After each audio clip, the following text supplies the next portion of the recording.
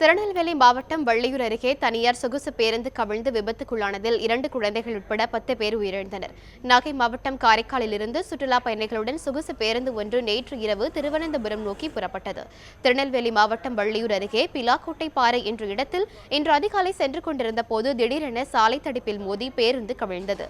இந்த கோர விபத்தில் 2 குழந்தைகள் 3 பெண்கள் உட்பட 10 பேர் உயிரிழந்தனர். காயமடைந்த 25 பேர் ஆசாரிப்பள்ளம் அரசு மருத்துவமனையில் சிகிச்சைக்காக அனுமதிக்கப்பட்டுள்ளனர். விபத்து நடந்த இடத்தில் நெல்லை மாவட்ட ஆட்சியர் கருணாகரன், காவல்துறை டிஐஜி அன்பு, எஸ்பி விக்ரமன் ஆகியோர் நேரில் ஆய்வு செய்தனர். 10 நபர்கள் இறந்துள்ளதாகவும் 18 நபர்கள் காயமடைந்துள்ளதாகவும் தெரியவந்துள்ளது. காயமடைந்தவர்கள் நாகர்கோவில் அரசு மருத்துவக் கல்லூரி மருத்துவமனைக்கு அனுப்பி வைக்கப்பட்டு அங்கு தக்க சிகிச்சை அளிக்கப்பட்டு வருகிறது. கன்னியாகுமரி மாவட்ட ஆட்சியர்களும் தொடர்பு கொண்டு அங்கு மருத்துவ குழுவை நியமனம் செய்து தக்க நடவடிக்கை எடுக்கவும் கேட்டுக்கொள்ளப்பட்டுள்ளது. தொடர்ந்து நடவடிக்கைகள் எடுக்கப்பட்டு வருகின்றது.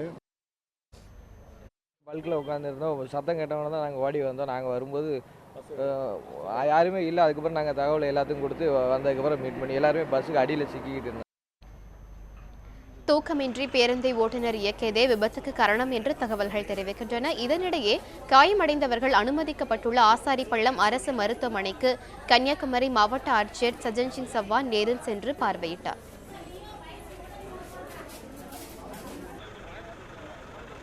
ஆசாரிப்பள்ளம் கவர்மெண்ட் மெடிக்கல் காலேஜ் இதுவரைக்கும் 25 பேர் நம்ம அட்மிட் பண்ணிட்டாங்களா. அதில் பார்க்கும்போது கிரிட்டிக்கலி இன்ஜுர்டு 2 பேர் இருப்பாங்களா, அவங்க ஐசியூவில் இருப்பாங்க. 10 ஆளுக்கு ஃப்ராக்சர் அது மாதிரி இருக்குது.